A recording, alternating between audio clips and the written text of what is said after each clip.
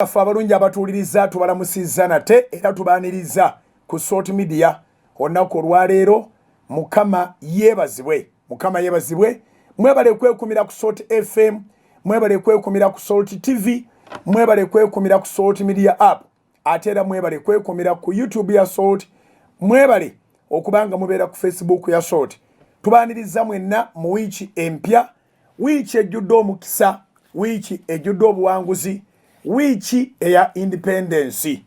Mbakulisaayo mu wiiki gye tukubye amabega era mbakulisaayo mu Sunday service.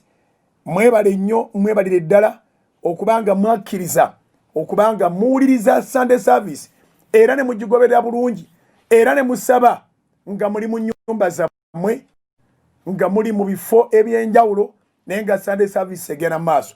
Lipooti ze tufuna zitulaga nti ku byalo byonna, kyalo ku kyalo, nyumba ku nyumba, abantu babeera ku service y'oku Salt Media. Salt FM zonna bazitega mu areas ez'enjawulo, 107 Salt FM Kampala ne district zonna n'emiriraano, neyo ku nnyanja yonna ku bizinga 94.2 Salt FM e Busoga, covering Busoga yonna n'ebizinga, buli omu ng'ali ku Salt FM 102.6 Salt FM e Mbale, egenda ddala ne covering eastern part eyo paka kuyingira Kenya. Mwebale okubanga mugijjumbira era mwebale okubanga mugitega. Namwe mwenna abali Mubende ku 97.5 mwebale okubanga ye ready efuga wonna wonna wetuuka ku bugazi bwayo. Tubeebaza okubanga mukitambuza bulungi nnyo service ne muzikwatira okwo. N'abe Fort Portal, abe Fort 9.3 okugendera ddala paka Kasese paka Kongo, mwebale okubanga mujiwuliriza. Ab'embalala mikwano gyaffe sobola beerabira abafunira ku 95.0 mwebale nnyo, mwebalire ddala. Twebalizaako Mukama abatega ku Salt TV ku free to air, abatega ku Salt TV ne mugikwasiza ku Go TV channel 391, abatega Salt TV ne mugikwasiza ku Zuku channel 052, namwe mwenna abatufunira ku channel 359 ku Azamu TV mwebale nnyo, mwebalire ddala.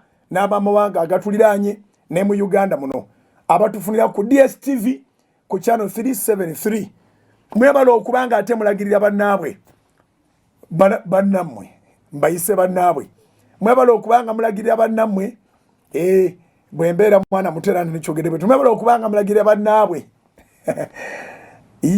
Tubayoozaayooza mwenna abamaze okubanga mumaze okuteekawo Salt TV mu nnyumba zammwe, webadde tekyali okuyita ku Salt FM nga muwuliriza noga nti siri beega, sijja kuddamu kubeera nga nsasula platform etasobola kumpa Salt TV ng'ate njagala Salt ogyetaaga. Programming eri ku mulamwa, enjiri, emisingi nga gino gye tuleese, amawulire gennyini. Bw'obanga towuliriza amawulire ga Salt TV oba wakati mu loosi, sente z'oba ozitadde ziba tezikuwadde value gy'obadde osuubira oba gy'obadde weetaaga. Nolwekyo mbayozaayoza, Mukama abawadde omukisa ne mukyusa mangu nnyo ne mugyawo decoders ezitasobola kuba wa Salt TV. Ate mu wiiki eno kigenda kusukka. Mu wiiki eno weetaaga decoder ekuwa Salt TV. Enteekateeka mwazitegedde okuyita mu Sunday service bwe twalangiridde nti Independence Night tetugenda kugisubwa, newankubadde nga tetugenda kuŋŋaana mu kisaawe e Namboole nga bwe tubadde tukola every October before 9th October. Naye olwa COVID-19 era nga bwe mulaba nti ne ku Kanani tetukuŋŋaana wadde mu Lanchawa, tetukuŋŋaana wadde mu Sunday service, tetukuŋŋaana wadde mu night prayer. Naye Mukama atukoledde ebyekisa nti ate mwenna mwakitegeera ne mumanya nti naye ddala kuffe ffenna ani anaabeera ku bantu 7 tuba tunayita bakkiriza 7, tunayita ba ushers 7, tunayita baani. Naye nga tusanyukira ekyo eggwanga lyekyatuukako okubanga okuggulawo essinzo tikimenya mateeka. So lyali teeka nti amasinzo gasigale nga maggale nga n'amasomero bwe gasigala nga maggale. So amasomero nga maggale kizibu okuyingira mu classroom n'abaana, era bwe kityo n'amasinzo nga maggale kizibu okuyingira mu yeekaalu n'abantu. Naye kaakati tekimenya mateeka. His Excellency olwogera lwe yasembyayo kyali kirambikiddwa bulungi nti ebifo ebisinzibwamu biddemu biggulewo abantu obutasukka 7. So twalowoozaamu ne tugamba nedda 7 eno gye batuwadde omukisa ogwo tugwe baani? Kubanga mukimanyi bulungi nti abasumali abakadde b'ekkanisa ne famire zaabwe basukka mu 7 ku Canaan Land. Mukimanyi bulungi nti abayimbi tetulinawo department ng'ekola 7, zitandikira mu 1,000, abamu bali mu 1,500, abalala bali mu 3,000. Lunch hours zonna oba enkuba etonnya oba omusana gwase ku Canaan Land tebakka wansi wa 2,000 okudda waggulu paka ku 5,000 oba enkuba etonnya oba gwase. Sunday service tuzimanyi zibeera mu 1,000 okudda waggulu. So nga tolina wootandikira kuyita 7. Naye ne twebaza Katonda eyatusookayo n'atuwa sort media ne tuba nga tusobola bulungi okusigala nga tulwaninga services zonna, oba night prayer ate nga zo night prayer weewuunye tezikkirizibwa kweri 7 ate tekola night prayer kubanga obwekiro buzibu temumonitoringika. So tubebaza okubanga mujjumbidde emikutu gino abalokole n'abatali balokole ne mugiwa omukisa mu nnyumba zammwe okubanga emikutu gya short media gyonna gibatuusaako enjiri, abali wano n'abali mu diaspora. Ekyo tukyebaliza nnyo Mukama. Emikutu mingi naye okubanga mwalondako short media, ekyo tukyebaliza Katonda era tumuwa ekitiibwa kyonna, era namwe tubasabira omukisa bulijjo, omukisa ogutali gwa bulijjo, omukisa oguva eri Katonda. Mwebale era bakitwalidde ddala nga mpisa yamwe kati okudduuka mu banka ku akawunti ze tubawa n'oba nga otwalayo tithe yo, otwalayo offering yo ku akawunti za church. Centenary Bank bweba yeekuli okumpi gy'okolagana nayo, bweba Absa Bank nga yeekuli okumpi era bw'otyo bw'okola. So tubeebaza nnyo nnyo nnyini, mwebale nnyo, mwebalire ddala. Naffe tusobola okulwana kati okulabika nga tugenda mu maaso. Ffe kye tukola kwe kusindika omukisa gwa Katonda gye muli, kwe kusindika omukisa gwa Ibulayimu ne Isaaka ne Yakobo ogugaggawaza obugagga obutaliiko buyinike.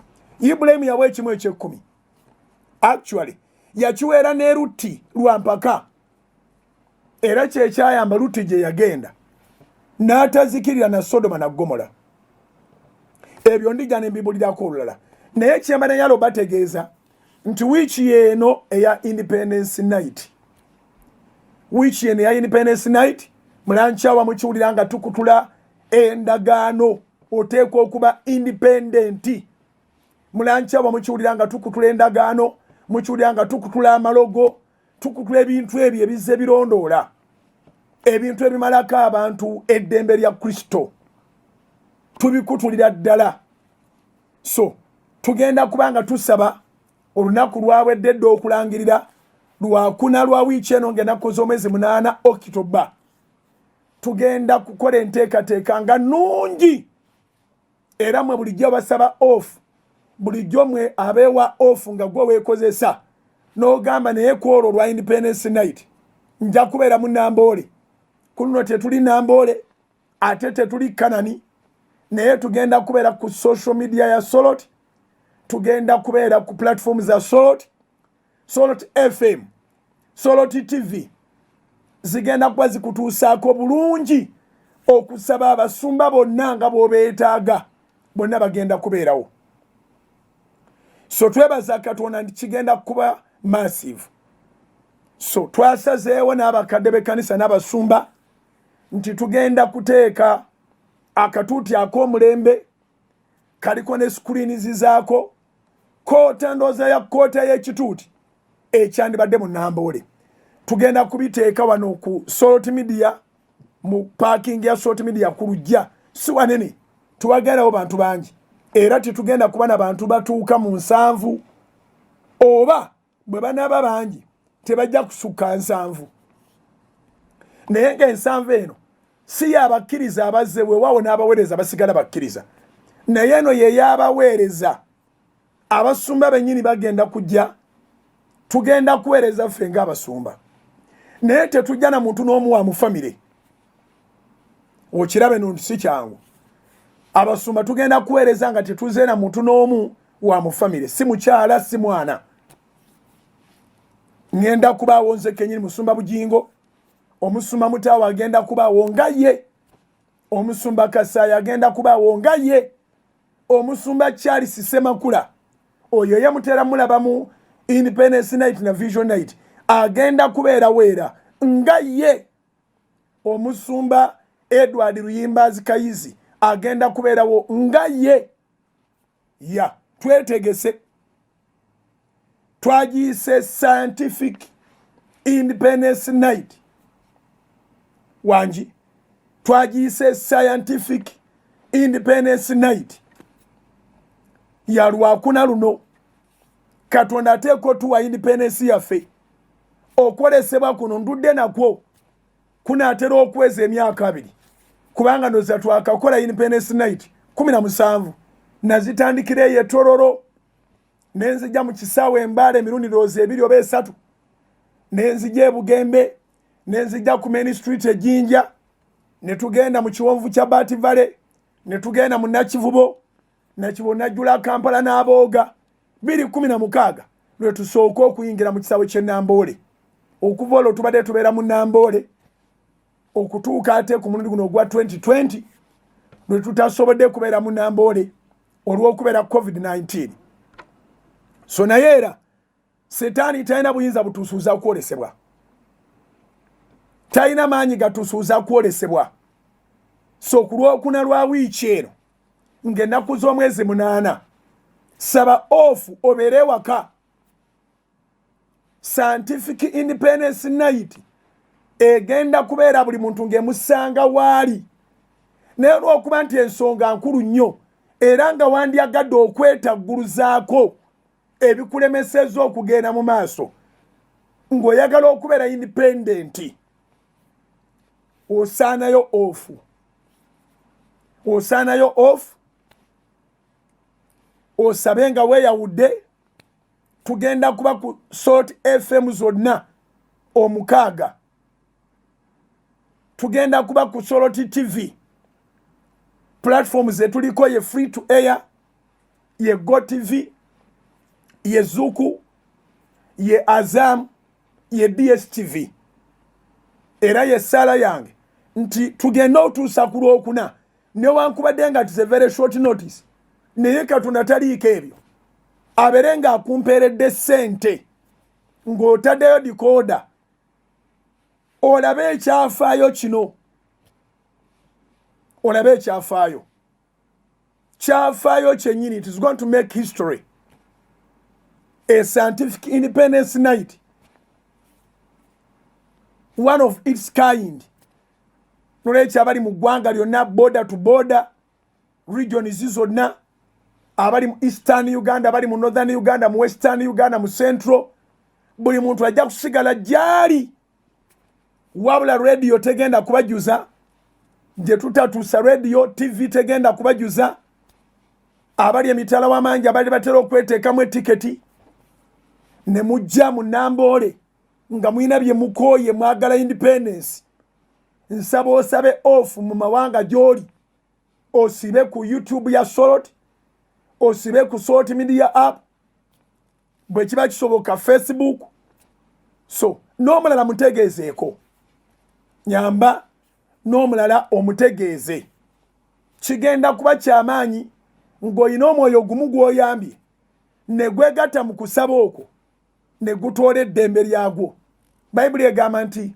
olw'omwoyo gumu gw'oka okukyuka ne gwenenya ne gulokolebwa ebeera mbaga mu ggulu nolwekyo bwebaako ogw'okyusiza ng'okiranze ku platforms zo ng'okiranze ku status yo ng'olina gw'okubidde essimu mwenna abaagala Katonda mulange Scientific Independence Night nga bwe mutagirangangako egenda kubeera mu compound mu parking ya Salt Media wano Erungujja tewali muntu akkirizibwa kuyingirawo naffe ffennyini tugenda kuba so limited to that extent nti omusumba Charles Ssemakula tajja na mukyala we wadde omwana tewaliga nti oba mwana mukulu to that extent nti omusumba Victor Francis Mutaawe tajja na mukyala we wadde omwana omusumba William Serwada Kasai tajja na mukyala we wadde omwana omusumba Edward Kayizi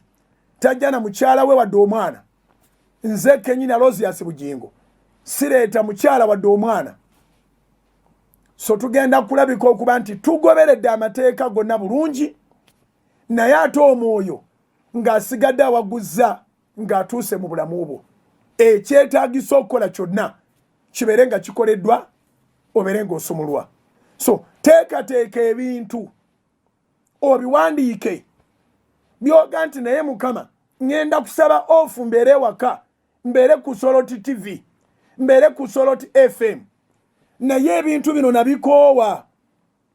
I need my independence. I need my independence. Njagala independence yange. Yesu independence agigaba. Yayingira mu yeekaalu n'asanga omusajja ulira n'asanga omukazi ng'amaze emyaka 18 nga yagongobala yalwala ebbango yeewese bw'ati n'agamba nti gweyimirira n'amugamba weegolole. Abafalisaayo ne batabuka abasaddukayo ne batabuka n'abawandiisi eddiini ne zigolokoka n'ababuuze naye ono naye si muzzukulu wa Ibulayimu. Abange tekimugwanira okusumulwa ku nnaku lwa Sabbiiti. Ani kumwenga ku Sabbiiti endogoyi ye oba ensolo ye nga bwegwa mu bunnya tagijjaayo kubanga lwa Sabbiiti. Nga bwe mufaayo ennyo ku nsolo zammwe ne Katonda bw'atyo bw'afaayo eri abaana be. Katonda ne bw'atyo bw'afaayo eri abantu be. N'olwekyo mukwano gwange mwannyinaze muganda wange omulokole nawe atali mulokole Katonda akufaako y'ensonga lwaki newankubadde waliwo ebikukute naye oxygen omufuna olina omukka ogw'obulamu. Bw'oba onoosumulwa okolayo ekiri special kyegamba nti kwolwo radio zonna zigenda kubeera mu Soroti, TV zonna zigenda kubeera mu Soroti, naffe tulinza okulaba Mukama kyagenda okukola wabula yatulazeeko nti tetusula kwolesebwa ali wamu naffe. Kyetwetaaga ye Katonda okutambula yonna gye muli. Ate Katonda agamba nti ayagala abamwagala n'abanyiikira okumunoonya bamulaba y'ensonga lwaki tetwagala kuleka mulundi guno. Engero 8 ole 17 n'ole 18 engero Proverbs buli kintu kibaako omuwendo naye okwagala kuleeta ebirungi. Engero essula ey'omunaana Proverbs chapter 8 verse 17 to 18 egamba bweti njagala abo abanjagala n'abo abanyiikira okunnoonya balindaba. Obugagga n'ekitiibwa biri nange. Weewaawo obugagga obw'enkalakkalira n'obutuukirivu. Setaani bw'aba atubbako independence yaffe alwanagana na bino ebintu bibiri, obugagga n'ekitiibwa. Nkiddamu, Setaani bw'aba alwanagana n'obulamu bwaffe nga atuggyako independence yaffe ng'atumalako emirembe gyaffe, alwanagana n'ebintu ebi, obugagga n'ekitiibwa. Si buli mugagga nti alina ekitiibwa wangi, ate si buli alina ekitiibwa nti mugagga. Kinootinga empulogulaamu y'emisingi olwaleero. Si buli mugagga nti alina ekitiibwa. Bangi abagagga bomanye naye nga tolina ekitiibwa ky'omussaamu. Nabo nga bakyemalamu. Aha. Ate si buli alina ekitiibwa nti alina obugagga. Bangi bomanye abali eyo ne mu nnyumba yamwe yennyini ng'omusajja alina ekitiibwa,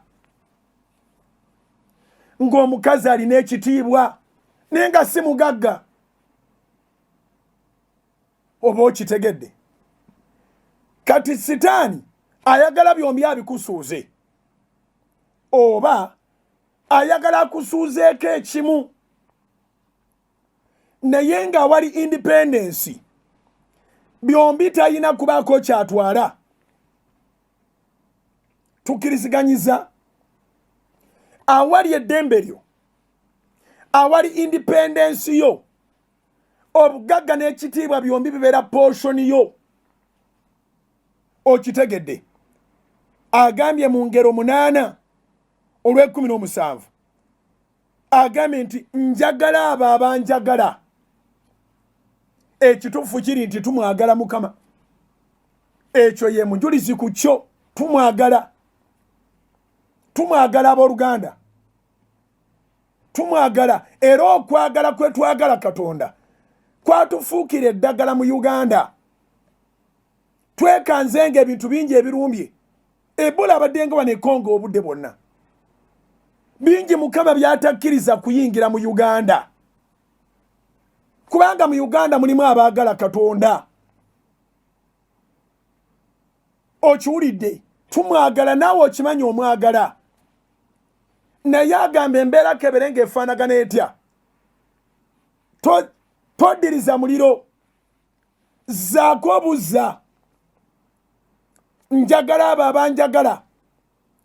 N'abo abanyiikira okunnoonya balindaba.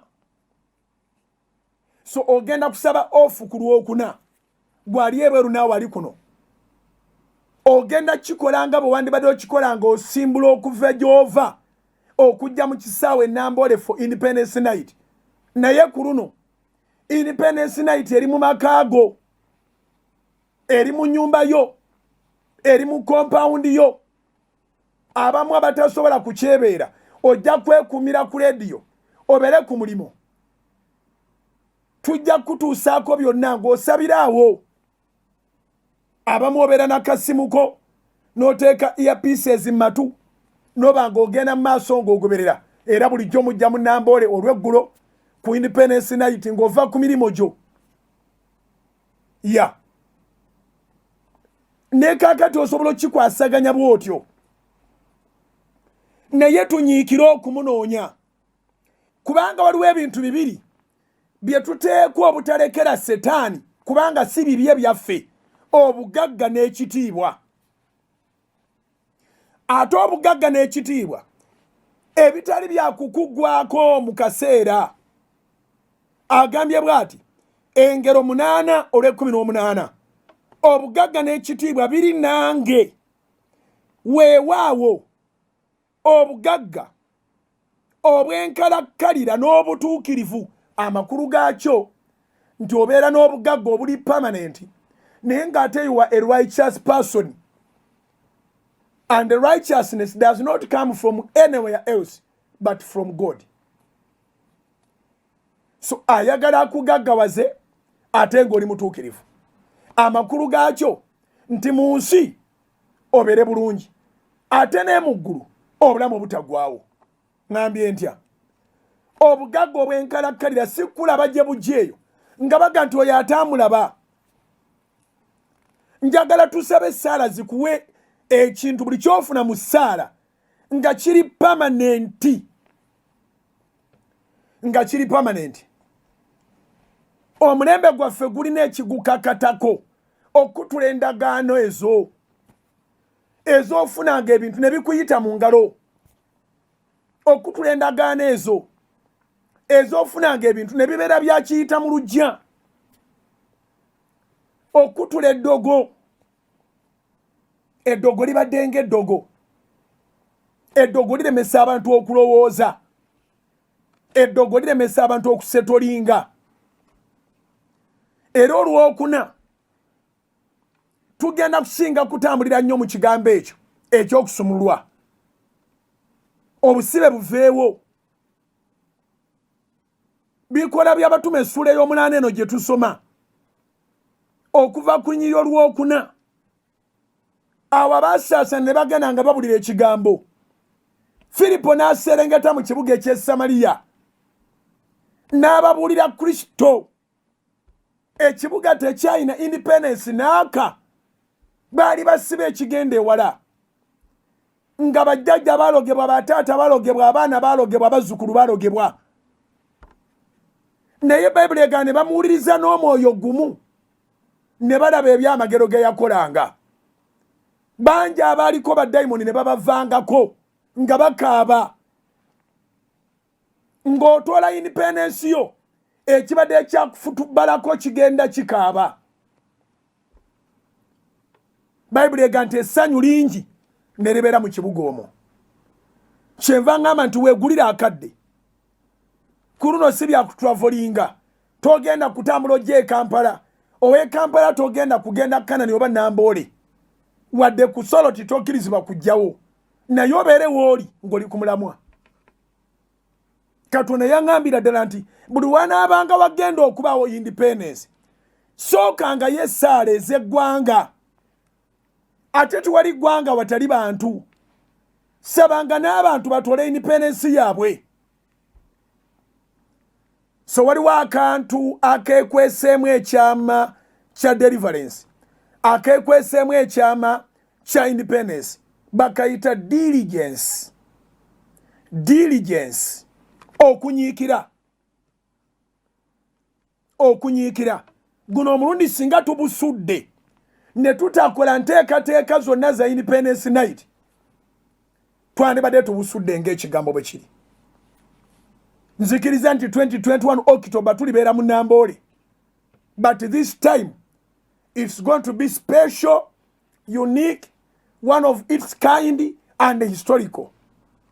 Scientific Independence Night. Radio zaffe, TV zaffe, app, YouTube, Facebook bijja kutandika okubeera busy n'okutuusaako obuweereza ku ssaawa 2 ez'okumakya.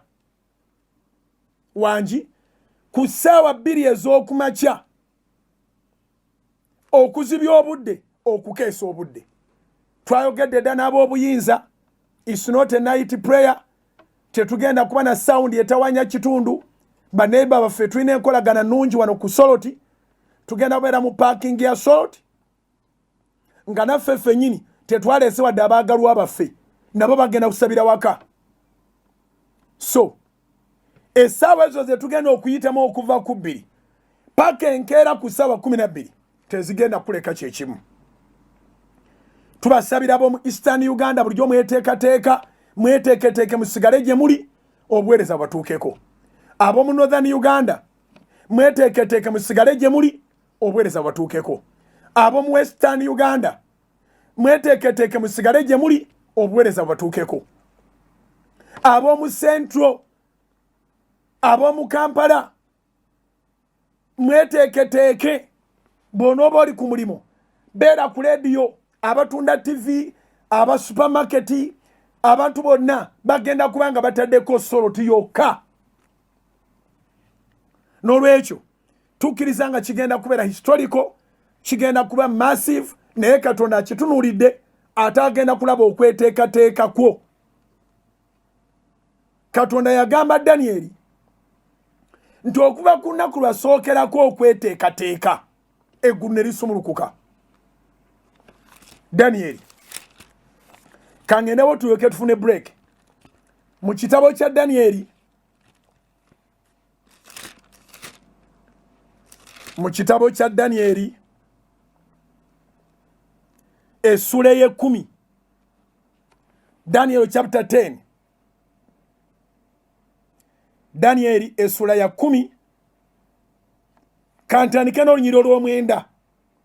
Danyeri essula ya 10 ntandise n'olw'omwenda. Era naye ne mpulira eddoboozi ery'ebigambo bye. Era bwe nawulira eddoboozi eri ebigambo bye nali neebasa otulo tungi nga nvunamye amaaso gange nga gatunulira ettaka era laba omukono ne gunkwatako ne gunfukamiza ku maviivi gange n'ebibatu by'engalo zange naŋŋamba nti ggwe Danyeri ggwe omusajja omwagalwa ennyo tegeera ebigambo bye nkugamba weesimbe kubanga eri ggwe gye ntumiddwa kaakano. Era bwe yamala okuŋŋamba ekigambo ekyo ne nnyimirira nga nkankana n'alyoka ŋŋamba nti totya Danyeri lwe lw'12 kubanga okuva ku lunaku lwasookerako okweteekateeka wulira kubanga okuva ku lunaku lwasookerako okuteekateeka omutima gwo kubanga okuva ku lunaku lwasookerako okuteekateeka omutima gwo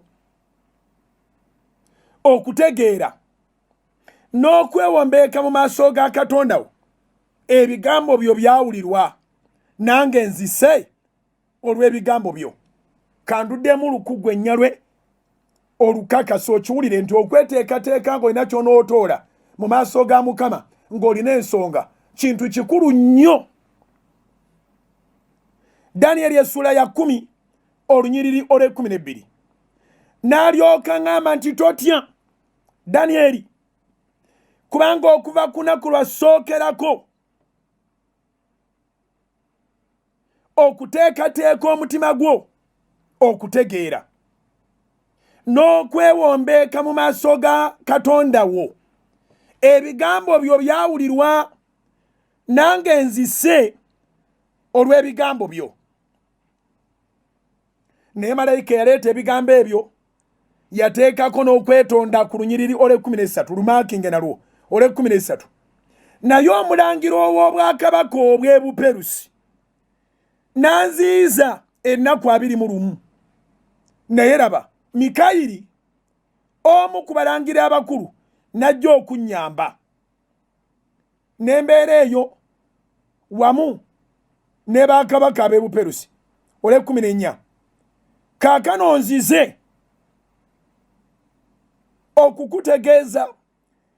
nzize okukutegeeza ebiriba ku bantu bo mu nnaku ez'enkomerero kubanga bye wayolesebwa bya nnaku ezikyali ewala nate. Danyeri singa tiyalemerako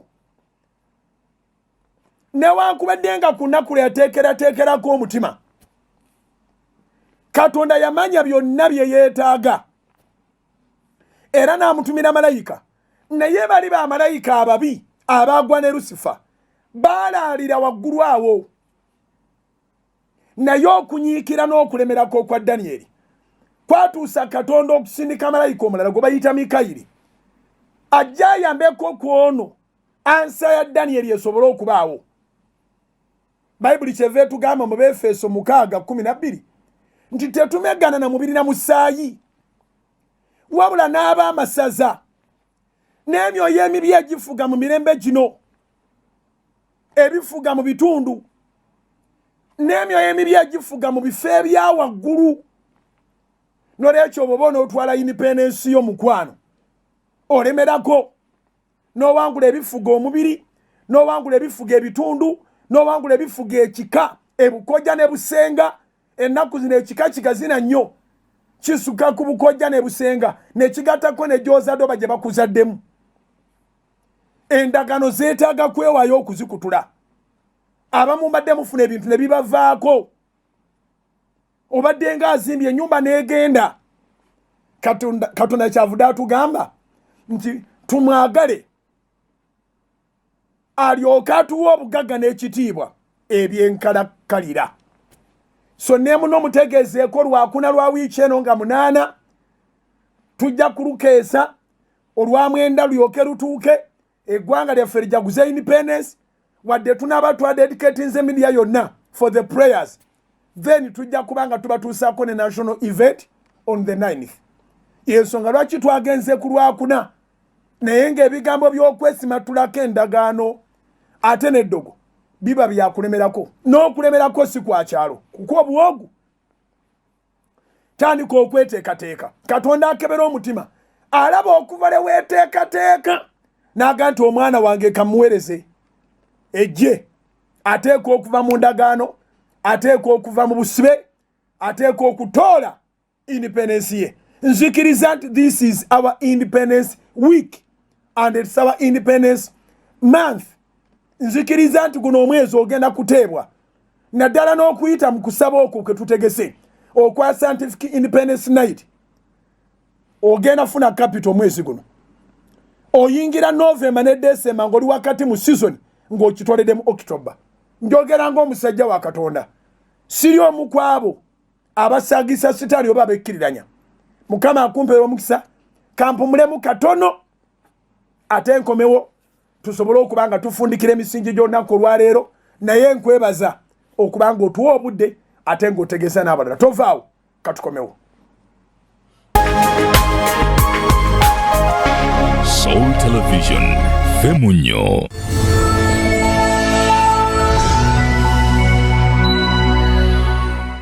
Abooluganda Mukama ffe yeebazibwe, erinnya lya Mukama ffe lyebazibwe era lyebazibwe nnyo nnyo nnyini. Twagamba nti okusinziira Mukama byatukoledde ne waatuyisizza ate ne waakyatuyisa, oba oli mulokole oba toli mulokole, ogwanidde okwebaza Katonda. So tugamba nti Mukama yeebazibwe nga tuli balokole abalokolebwa Mukama ffe Yesu. Era ne tugamba nti Mukama yeebazibwe kubanga ye Katonda abalina omubiri bonna.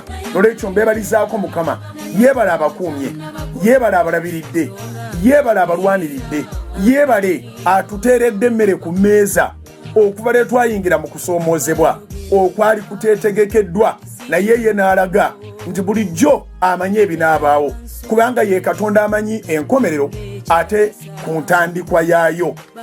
Olwaleero nno nzize mu maaso gammwe ng'ensonga ezindeese tumaze kuzikkaanyaako. Tutudde mu kuteesa kwaffe ng'abasumba ba House of Prayer Ministries International ate n'abakadde b'ekkanisa, ne tubaako ensonga enkulu ezibadde zitutomera ze tuteesezzaako nti mmwe mwennyini gye muli abasinga obungi mubadde mukuba amasimu nga mwagala okumanya nga mumaze okuddamu okukola ate nga church zirabika nti zo tezinnaba kubeera active. Mukole mutya ku bimu byammwe by'ekkumi, mukole mutya ku biweebwayo, mukole mutya ku bweyamo bwammwe, mukole mutya ku buwagizi bwammwe.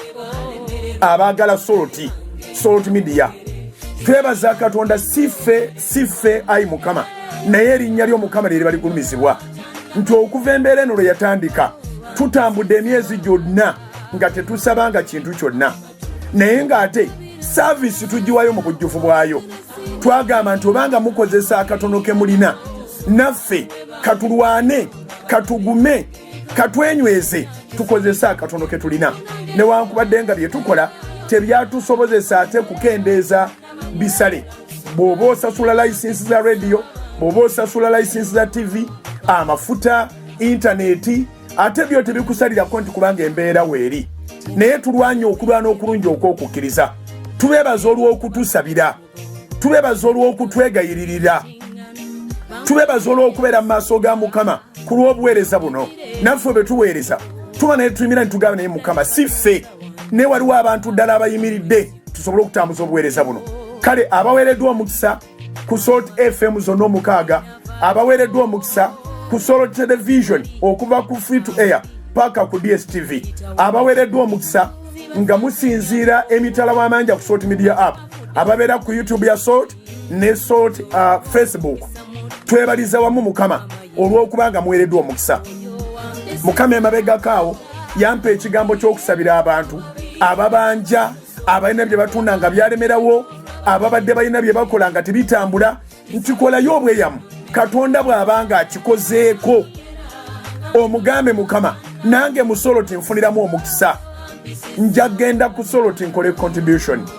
Tumaliriza meeting ne tukola conclusion bwe tuzze nga tugamba nti bw'obanga ozzeemu okukola, obanga ne wali wonna we twali nga tetusaba kantu konna, ng'oyinayo engeri gye wali oyawulamu ekimu ky'ekkumi kyo, obanga olina engeri yonna gy'obadde blessed wakati mu buweereza bwa House of Prayer Ministries International bwekutuusizaako ku social media ng'onoonya engeri gy'osobola okikolamu mujjukira nga ne akawunti yennyini eya Pentagon ebirango byonna twabijjako bujja ku Salt FM, Salt TV, ku social media konna twabijjako ne tugamba nedda abantu bano gye bali n'abaana baabwe ne famire zaabwe twaliyo kantu konna obanga oyina engeri gy'otandisa okuyingizaamu atanaba kuyingiza tukusabira Katonda emirimu gyo gisumulwe era n'okuyingiza kubeerewo naye Mukama babanga gwakukubidde ekkubo nga olina kye watunda owakola obweyamo oyinza n'okuba nga toli member wa House of Prayer naye ng'ate oyagala obuweereza buno bugende mu maaso bw'okuba tooki bw'oti olaba nga tuweereza Katonda n'obwesigwa mu maaso go ne mu maaso ge ng'oyagala kukola contribution tuvuddeyo n'abakadde b'ekkanisa n'abasoma ne tugamba nti akawunti namba tuzibawe si masimu akawunti namba nga tugenda bajjukiza akawunti eya Pentagon kubanga eya Pentagon osobola okuweererezaako ng'osinzira ku simu yo Centenary Bank erina engeri gye yakolamu sisitimu yaayo nti bw'oba oyina akawunti mu Centenary Bank osinzira ku simu yo n'owakisesinga akawunti yo osobola okuweereza ssente ku akawunti yonna gy'oba oyagadde ate era balina ne points ezo ze bayita Centenary Agents ziri mu ggwanga lyonna mu kifo ky'okukozesa essimu nti otuweereze kozesa Centenary Bank ssente ozitwale we tusobola okuba n'embalirira entuufu. Okay? Akawunti yaffe abamu mugyerabidde mu Centenary Bank akawunti eri namba 31 0 6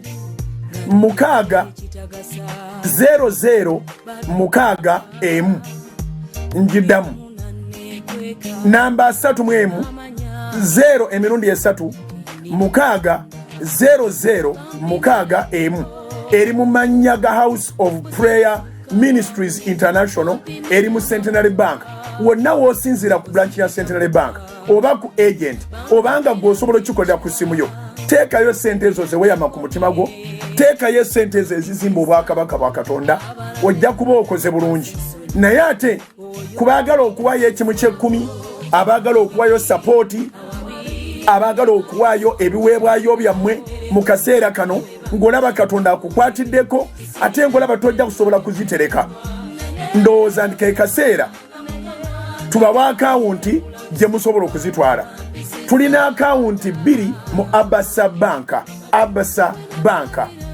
Abasa Bank mugimanyi ye yali Barclays Bank tulinayo eya dola tulinayo neya Uganda shillings waliwo Mukama bagenda okuweera ddala omukisa mu dola akawunti zino zonna nga bwe ziba muziwandiike bwe ziba za dola oziteeke ku ya dola bwe ziba za Uganda oziteeke ku ya Uganda akawunti eya Uganda shillings mu Abasa Bank eri mu mannya ga House of Prayer Ministries International eri akawunti namba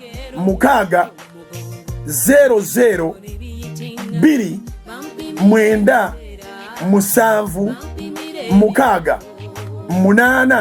6 8 0 kanjogere ne mu Luzungu. Our account number in Abasa Bank, it is in the names of House of Prayer Ministries International for purposes of tithing, supporting, or giving any offering. You can use account number 6002976 account number 6002976 Uganda shillings account. Again, we have a dollar account in Abasa Bank. Our dollar account is in the names of House of Prayer Ministries International. The account number is 6004793 I repeat, our account number in USDs is 6004793 eya dola yeyo ate eya shillings eri 600 akawunti ez'esatu nga bw'oziraba ku TV oba nga bw'oziwulira ku radio ebbiri ziri mu Abasa Bank emu eri mu Centenary Bank yeria yaffe fena twagikwata mutwe 31 0 emirundi 3 mukaaga 00 mukaaga emu akaunti ya Pentagon osobola ogikozesa ku bugazi bw'eggwanga lino ng'owayo kyonna kyoyagala okuwaayo. Mbasabira omukisa Katonda wa Ibrahim ne Isaka ne Yakobo mu linnya lisinga amannya gonna erya Mukama waffe Yesu. Tusaba abantu bano bonna abagamba obuweereza bwa Salt Media butukoze bulungi, abagamba obuweereza bwa House of Prayer butukoze bulungi, abagamba tubadde tunoonya engeri gye tusobola okuwaayo tithes and offerings and the support for the ministry. Mukama tusaba oba tuweera omukisa ku bugazi bw'ensi eno. Tugusaba nga bakyakirowoozaako obulowooza, tugusaba nga basimbudde okukiteeka mu nkola, tugusaba nga bakitadde mu nkola. Omukisa ogulondoola gubalondoole mu linnya erisinga amannya gonna erya Mukama waffe Yesu. Mukama batuweera omukisa. Mwebale okututegeera, mwebale okutwagala, mwebale okusinga byonna okwagala Katonda, okusaba obutayosa, obutazikiza muliro. Sigala ku Salt Media. Mukama abampeera omukisa. Alozias bugingo gegange ku lwa bannange bonna. God bless you.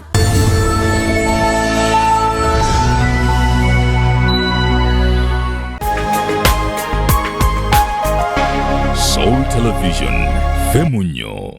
Mukulikireyo ddala mulango obwo kalango kamwene we sina bulango naye nga twebaza okubanga mukagoberera ku Salt FM zonna, mukagoberera ku Salt Television, mukagoberera ne mubanga ate mutuukiriza ekyo. Nsaba Katonda ow'emirembe, Katonda agaba omukisa ogutabuusibwa abawa omukisa mwemena abatwala tithes zammwe mu Centenary Bank ku account ya House of Prayer Ministries International newankubadde nga yali menti kubeera ya Pentagon naye bweba yeekuli okumpi gye yambise wejjeko ekimu ky'ekkumi oba ekiweebwayo oba obuwagizi bonna bw'ayagala okuwaayo. Nammwe mwenna abagenda mu Absa Bank nga branch eri kumpi n'ewammwe wonna mwebale. Katonda abaggulirewo enzigi agaziye ensalo zammwe wakati mu kyeya ate nga mwe mulimu kyengera wakati. Asobola Mukama.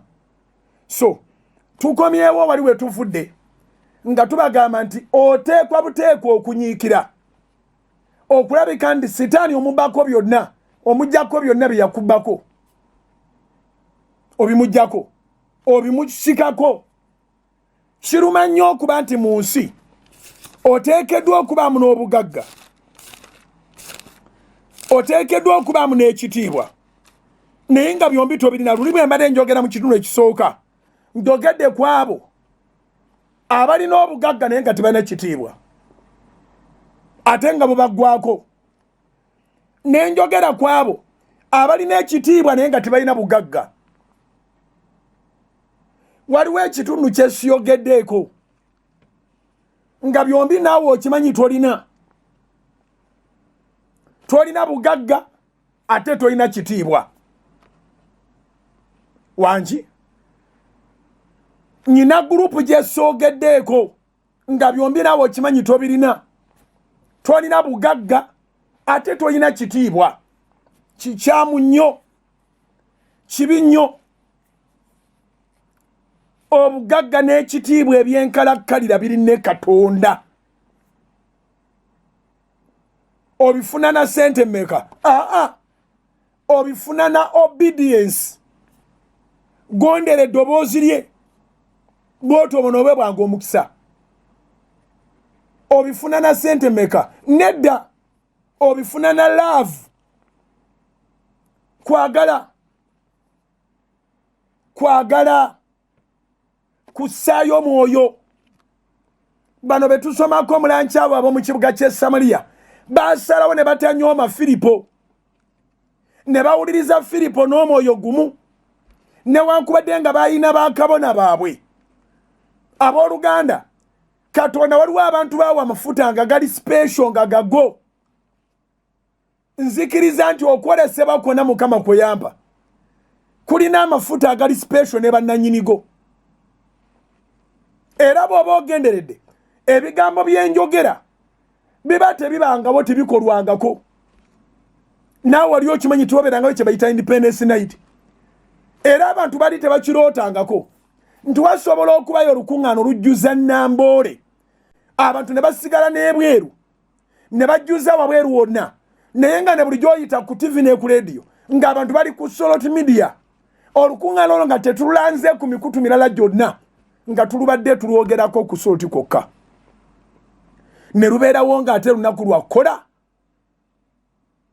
in that waliwo ne twataataaganyizibwa ne tulukyuse ne tulujja ku Friday ne tuluza ku Wednesday mu nnaku 9 zokka okumanya ng'ekisawo ekiri Namboole najjula ne basigala ebweru nga waddewo ne change of date at a very short notice of 9 days meaning ekigambo kino Mukama kye yampa ekya independence prayers independence night kigambo kinene okyetaaga mulimu ebibyo kati setaani bw'aba yakubba ng'olina obugagga naye nga tolina ekitiibwa ekyo ky'otayina tugenda kinunula olw'amaanyi ga Katonda setaani bw'aba yakubba ng'olina obugagga naye nga tolina kitiibwa ekitiibwa ogenda kifuna ogate ku bugagga setaani bw'aba yakubba ng'olina ekitiibwa naye nga tolina bugagga Katonda agenda kuyamba ekitiibwa kyo kyeyongereko obugagga njagala obiwulire bino bikunoge setaani bw'aba yakubba ng'olina muntu mukulu naye nga ne mukazi we takuwa kitiibwa nga n'obugagga tolina abaana tibakuwa kitiibwa naye nga n'obugagga tolina kwegamba gwe tolina bugagga n'ekitiibwa tolina byombi byakuddira kubanga bibyo setaani talina buyinza bulemerako n'ekimu naye nga kyeweetaaga ki kweteekateeka na kulaga Mukama nti omwagala engero 8 17 ne 18 njagala abo abanjagala Katonda yayogera bw'atyo n'abo abanyiikira okunnoonya balindaba kino kye tunyizeemu okuba nti independence night tugikoze at least ngeri scientific ku Lwokuna kunyiikira we don't have to miss this year our independence night prayers must happen okitegedde tegeeza n'omulala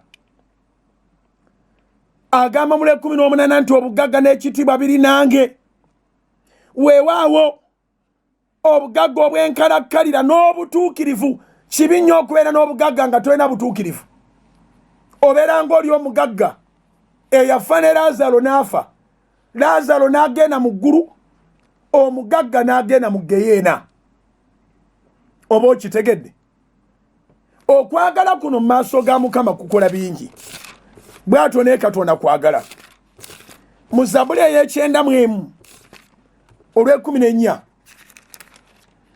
bw'ayogera bw'ati Mukama 9:14 agamba bw'ati kubanga ntaddeko okwagala kwe kyendiva muwonya ndimugulumiza waggulu kubanga amanyi erinnya lyange ogenda kusigala wakasi lwa linnya ddala ogenda kusaba mu independence night eno eri scientific ng'oli wuwo ng'oli ku mirimu gyo okutuuka ng'ensi yonna erabika eri ku kintu kimu kyokka lwa linnya erya Mukama era tugenda mukaabirira Zabbuli 9:15 alinkaabira nange ndimuyita n'abeeranga wamu naye bw'anaanakuwalanga ndimuwonya ndimuwa ekitiibwa ndimuwangaaza nnyo wangi ogenda kujjamu n'obuwangaazi kubanga omulabe wo taagala kusala busazi ku mukisa gwo ayagala n'okusala ne ku life span yo Katonda kyava agamba nti ng'akuwadde independence yo okiwulira agenda kuwa n'obuwangaazi 9 ye Zabbuli 16 ndimuwangaaza nnyo ndimukusa obulamu era ndimulaga obulokozi bwange obulokozi bugenda kuva mu mboozi bukwatikeko obulokozi bugenda kuva mu mboozi bukulagibwe n'abo bangi abanaalaba Katonda ng'akuwadde obulokozi tebajja kuddamu gayala. Oluvannyuma lwa Scientific Independence Night egenda okubeera ku social media platforms zonna mu 2020 bwe tuli batuzzeeyo mu kisaawe Namboole 2021 Mukama ng'ayambye nga twakyali bulwadde bugaana abantu kuŋŋaana wamu, oba 2022 tewali n'omu agenda kusigala kubanga bagenda kulaba bye wajja mu Scientific Independence Night bategerere ddala nga wasigale waka n'okaabirya Mukama. Ekiro kyonna kigenda kubeera kyakwewaayo eri Katonda agenda kukola ebikulu nga bw'atabikolangako. Ku Soroti TV ku Lwokuna okuva ku makya ssaawa 2 paka keesabudde beera kulinga Supagulu. Ku Soroti FM ku Lwokuna luno nga 8 Okitoba okuva ku ssaawa 2 paka ku makya beera kulinga Supagulu. Nsaba Katonda akugabirire obeere nga wafunye dadi kode ekulaga Soroti TV.